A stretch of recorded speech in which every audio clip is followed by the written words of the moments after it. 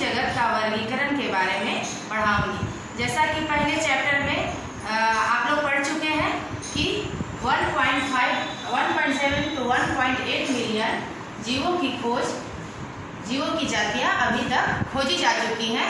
इस पूरे विश्व में 1.7 से 1.8 मिलियन जीव की जातियां पाई जाती हैं। इन जीवों को अलग अलग करके पढ़ना संभव नहीं है। एक इतनी ज़्यादा संख्या में ये जीव जंतु की जातियां पाई जाती हैं जिनको कि एक एक करके उनके विशेषताओं के बारे में पढ़ना संभव नहीं है।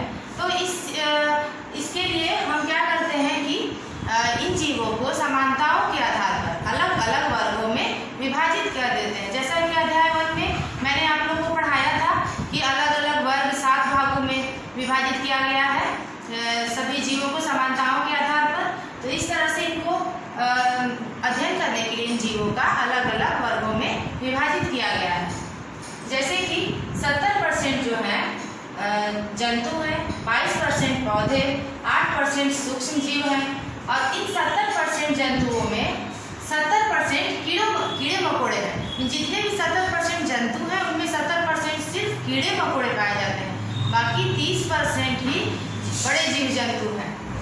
और तो इस तरह से अगर हम मान लेते हैं कि 70% जंतु में अगर जंतुओं की संख्या 700 है तो पौधों की संख्या 22% के हिसाब से कितनी होनी चाहिए, 220, और सूक्ष्म जीवों की संख्या हो गई 80। उस तरह से 700 में जंतु अगर 70% है तो उसका कीड़े मकोड़े हो जाएंगे 490 और 210 हो गए कीड़े मकोड़ों के अलावा जितने भी बड़े जीव जंतु हैं, जैसे कि गाय है और भी अलग तरह कीड़े मकोड़ों के अलावा जितने भी जीव जंतु हैं वो जीव जंतु इसके अंतर्गत आएंगे। तो अब हम देखते हैं कि जंतुओं में 490 में कीड़े मकोड़ों की संख्या सबसे ज़्यादा है। इस तरह से हम देखते हैं कि हम पहले अध्याय में ही इसको बहुत ही विस्तृत रूप से पढ़ चुके हैं। आगे हम आते हैं जीव जगत का वर्गीकरण पे कि जीव जगत का वर्गीकरण हम कैसे करते हैं। तो सर्वप्रथम जीव जगत को अरस्तु ने जीव जगत को 2 भागों में बांटा, पहला पौधा, दूसरा जंतु। इनका वर्गीकरण जो था वो सबसे साधारण, सबसे सिंपल था। इन्होंने पूरे जितनी भी जातियां हैं जीवों की उनको 2 भाग में विभाजित किया, पौधा एवं जंतु। जितने भी पौधे थे उनको पौधे के अंदर डाल दिया और जितने भी जंतु थे उनको जंतु के अंतर्गत। पौधों में साग, झाड़ी और वृक्ष 3 तरह के पौधे पाए गए। जो बहुत ही छोटे पौधे थे उनको साग में डाल दिया गया, साग वर्ग में, और जो थोड़े उससे बड़े पौधे थे उसको झाड़ी वर्ग में डाल दिया गया, और जो बड़े वृक्ष थे उनको वृक्ष वर्ग में, जिसे कि इंग्लिश में कहते हैं हर्ब, श्रब एंड ट्री। और जंतुओं को 2 वर्ग में बांटे, जैसे कि जिस जंतु में आरबीसी पाया जाता है उसको इस वर्ग में, और जिसमें आरबीसी नहीं पाया जाता है उसको दूसरे वर्ग में। अब आरबीसी जो होता है वो हमारे ब्लड में, हमारे खून में पाया जाता है, जिससे कि हमारा ब्लड का रंग लाल होता है। हमारे रक्त का रंग जो होता है वो लाल आरबीसी के कारण ही होता है, वो हमारे रक्त में पाया जाता है। तो उस तरह से अरस्तु जो थे वो जीव जंतुओं को 2 भाग में विभाजित किए। जिन जीव जंतुओं में आरबीसी पाया जाता था उनको एक वर्ग में, और जिन जीव जंतुओं में आरबीसी नहीं पाया जाता था उसको दूसरे वर्ग में डाल दिए। तो इस तरह से इनका जो वर्गीकरण था, क्लासिफिकेशन था, वो बहुत ही सिंपल था। तो दूसरा वर्गीकरण हमारा आया द्विजगत वर्गीकरण पद्धति। एक दूसरी पद्धति वर्गीकरण की अपनाई गई जिसमें कहा जाता है द्विजगत वर्गीकरण पद्धति। जैसा कि नाम से ही स्पष्ट है, द्विजगत उसका कहने का ये दिए, इस वर्गीकरण को कैरोलस लिनियस ने दिया। इस चीज़ को याद कर लेना है, ये बहुत ही इम्पोर्टेंट है कि द्विजगत पद्धति किसने दिया। सर्वप्रथम जीवों का वर्गीकरण किसने किया, तो अरस्तु। अगर कहीं पूछा जाता है कि सर्वप्रथम जीवों का वर्गीकरण किसने किया तो उसका उत्तर होगा अरस्तु। और द्विजगत वर्गीकरण पद्धति किसने दिया तो वो हो गया कैरोलस लिनियस। इन्होंने पूरे जीव जगत को 2 भागों में विभाजित किया, पादप जगत और जंतु जगत। जितने भी पेड़ पौधे थे उसको पादप जगत में इन्होंने डाला, और जितने भी जंतु थे उसे जंतु जगत में इन्होंने डाल दिया। परंतु ये जो वर्गीकरण था ये भी बहुत ही सिंपल था, क्योंकि बहुत सारे पादप को एक वर्ग में डालना ये भी सही नहीं था, क्योंकि पादप में भी बहुत सारे पेड़ पौधे ऐसे जिसमें बहुत ही विभिन्नता पाई जाती है। कोई बहुत ही छोटे हैं, कोई बहुत ही बड़े हैं, किसी में पुष्प या फ्लावर्स पाए जाते हैं, किसी में नहीं पाए, लेकिन उनमें बहुत विभिन्नता पाई गई, जिसके कारण सबको एक वर्ग में रखना संभव नहीं था। जंतु भी हैं तो जंतु में भी बहुत विभिन्नता पाई जाती है, अब सारे जंतुओं को एक वर्ग में रखना ये भी सही नहीं था। तो इस तरह से ये पद्धति भी बहुत ज़्यादा मान्य नहीं हुई, ये पद्धति भी बहुत ज़्यादा अच्छी नहीं मानी गई। इसलिए एक नई पद्धति आई जिसके बारे में हम पढ़ेंगे कि वो पद्धति मान्य है और उसको किस तरह से विभाजित किया गया और उसको उस पद्धति को किसने दिया। अब आइए देखते हैं 5 जगत वर्गीकरण पद्धति। 5 जगत वर्गीकरण पद्धति के बारे में पढ़ेंगे। ये पद्धति सबसे मान्य पद्धति है जीवों के वर्गीकरण की, ये सबसे मान्य पद्धति है। 5 जगत वर्गीकरण पद्धति, 5 किंगडम क्लासिफिकेशन सिस्टम। इसको किसने दिया? इसको दिया R.H. विटेकर। इसको याद कर लेना है, R.H. विटेकर ने 5 जगत वर्गीकरण पद्धति को दिया, जो कि सबसे अच्छी पद्धति मानी गई और सबसे ही मान्य पद्धति मानी गई, क्योंकि इसमें इन्होंने 1.7 to 1.8 मिलियन जो जीव की जातियां हैं उसको इन्होंने 5 जगत में बांटा। 5 जगत में बांटा। मोनेरा पहला हो गया, दूसरा प्रोटिस्टा, तीसरा कवक, चौथा पादप, पांचवा जंतु। समानताओं के आधार पर इन्होंने 5 जगत में बांटा। तो जैसे जैसे उन्हें विभिन्नताएं और समानताएं मिलती गई, वैसे वैसे इन्होंने जीवों को 1.7 to 1.8 मिलियन जीवों को अलग अलग जगत में इन्होंने बांटा, जिसमें कि एक आता है हमारा, अब मोनेरा में किसको डालेंगे, प्रोटिस्टा में किसको डालेंगे, कवक में किसको डालें, पादप में, जंतु में किसको डालें, इसके बारे में आप देखेंगे। तो एक होता है प्रोकैरियोटिक, 2 प्रकार की कोशिकाएं पाई जाती हैं, एक होता है प्रोकैरियोटिक और दूसरा होता है यूकैरियोटिक। तो ये कोशिका जब हम लोग पढ़ेंगे तो इसको डिटेल्स में पढ़ेंगे, ऐसे थोड़ा सा जान लेते हैं कि प्रोकैरियोटिक कोशिका वैसी कोशिका होती है जिसमें कि कोशिका वृत्ति, जो न्यूक्लियस होता है, जो केंद्रक होता है, वो सुव्यवस्थित नहीं होता है। उसके अंदर जो भी कोशिका अंगक होते हैं वो पूरी तरह से कोशिका के अंदर फैले होते हैं, किसी तरह की कोई दीवार नहीं पाई जाती है। परंतु यूकैरियोटिक कोशिका जो होती है उसमें पूरी तरह से दीवार पाई जाती है, वो सभी अलग अलग होते हैं, केंद्रक को घेरे हुए अलग दीवार होती है। उसके अंदर जितने भी कोशिका अंगक है सब माइटोकॉन्ड्रिया, लाइसोसोम सब अलग अलग होते हैं। तो ये प्रोकैरियोटिक यूकैरियोटिक कोशिकाएं होती है। तो यूकैरियोटिक कोशिकाएं जो होती हैं वो वेल डेवलप्ड होती हैं और प्रोकैरियोटिक होती है थोड़ी कम डेवलप्ड होती है।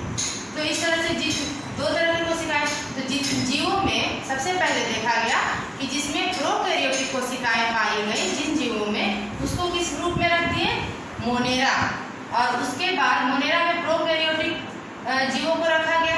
उसके बाद हमारा बच गया यूकैरियोटिक। अब यूकैरियोटिक को जितने भी यूकैरियोटिक जीव मिले उसको प्रोटिस्टा, कवक, पादप, जंतु। अब हम कहेंगे कि प्रोटिस्टा, कवक, पादप, जंतु सभी में तो यूकैरियोटिक कोशिका ही पाई जा रही है, तो और ये प्रोकैरियोटिक है, तो सबको एक ही साथ क्यों नहीं रख दिया गया, क्योंकि सारे तो यूकैरियोटिक कोशिका ही है, सब में एक जैसी कोशिका पाई जा रही है।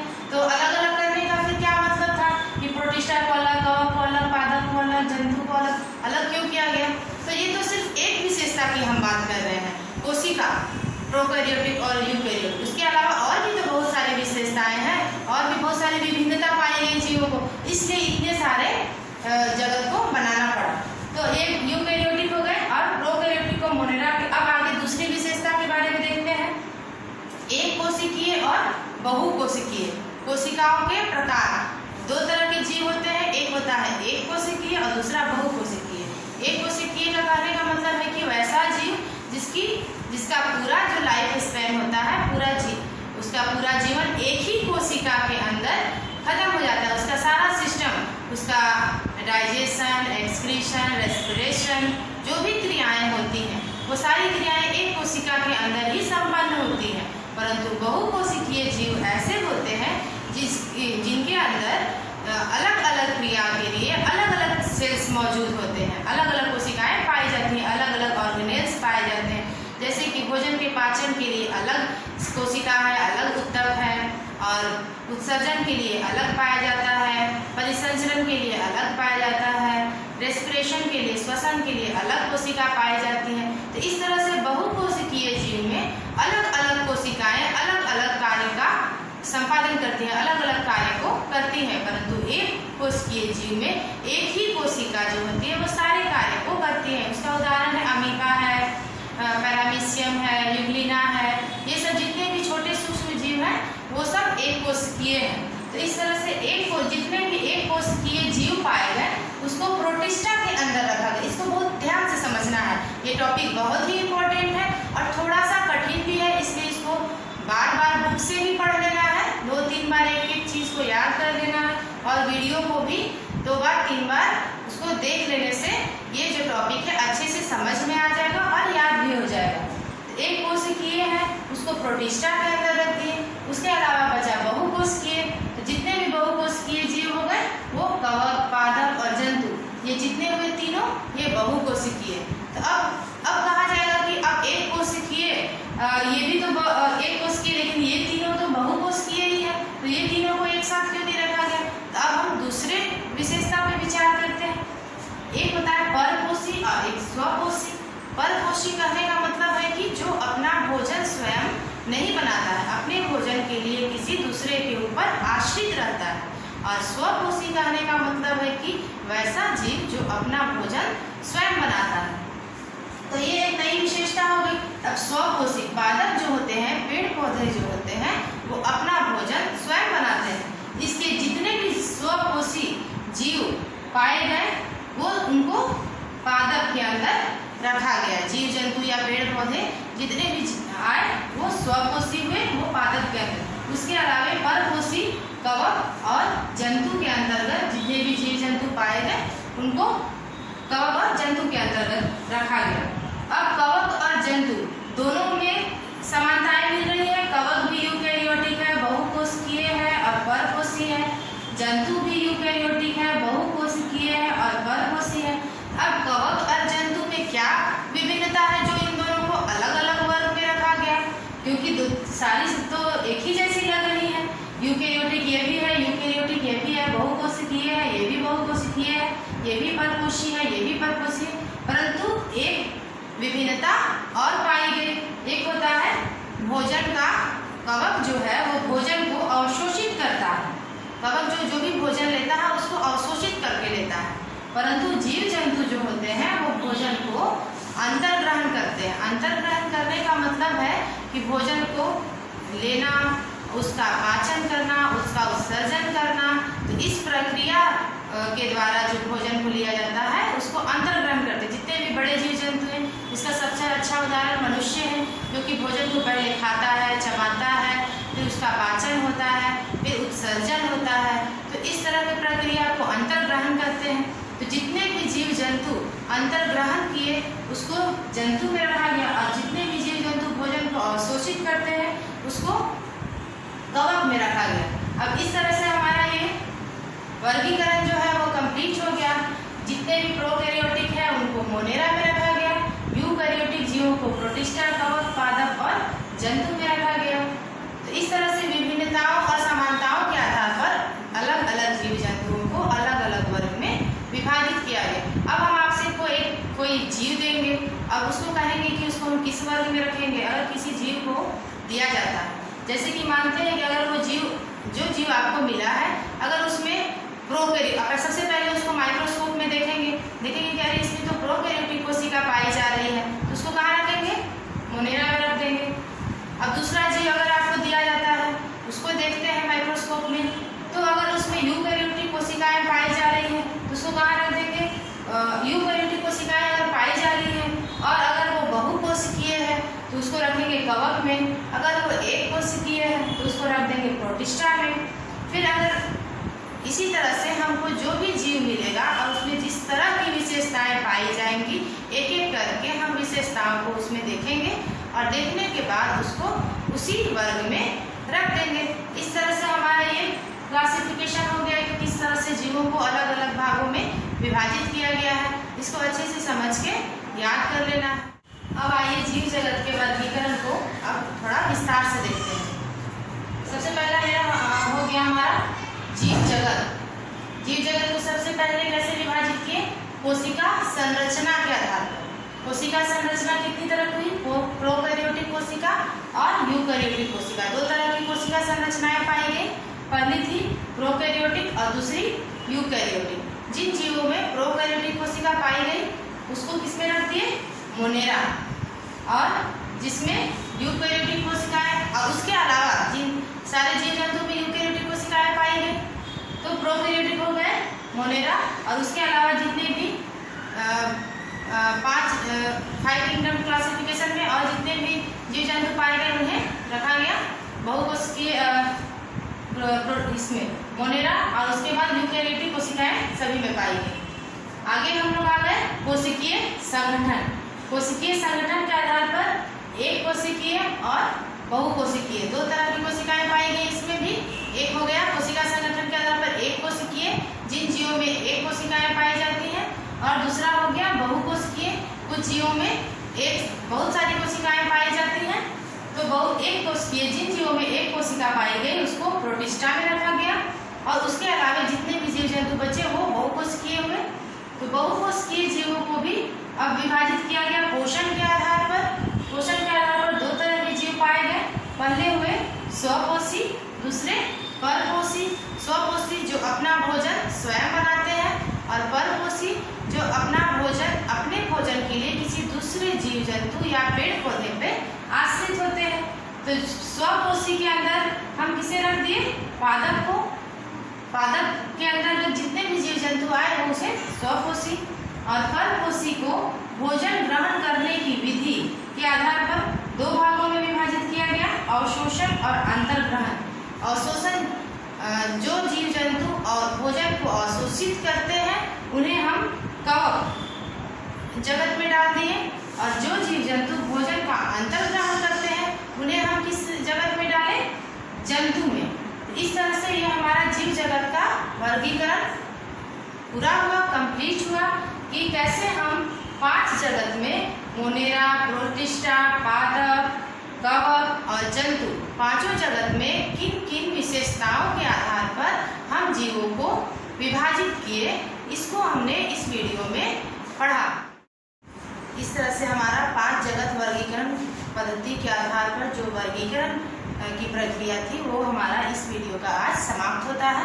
तो इस वीडियो में आज हम लोग वर्गीकरण के बारे में पढ़ लिए कि द्विजगत वर्गीकरण पद्धति, 5 जगत वर्गीकरण पद्धति जो अलग अलग वैज्ञानिकों द्वारा दी गई थी। तो अब इसके अगले भाग में, वीडियो के दूसरे वीडियो में, अब हम लोग इसको एक एक करके विस्तार से पढ़ेंगे। जैसे कि मोनेरा में किन किन जंतुओं को रखा गया है, उनकी क्या विशेषताएँ हैं, क्या क्या मोनेरा के उदाहरण हैं, प्रोटिस्टा में किन जंतुओं को रखा गया, उनकी क्या विशेषताएँ हैं। वे पाँचों जगत के बारे में एक एक करके विस्तार से पढ़ेंगे अगले वीडियो में। इस तरह से उम्मीद है कि आपको ये आज का पहला वीडियो सेकंड चैप्टर का आपको अच्छे से समझ में आया होगा। आपको जैसा वीडियो लगा उसको कमेंट जरूर लिखें।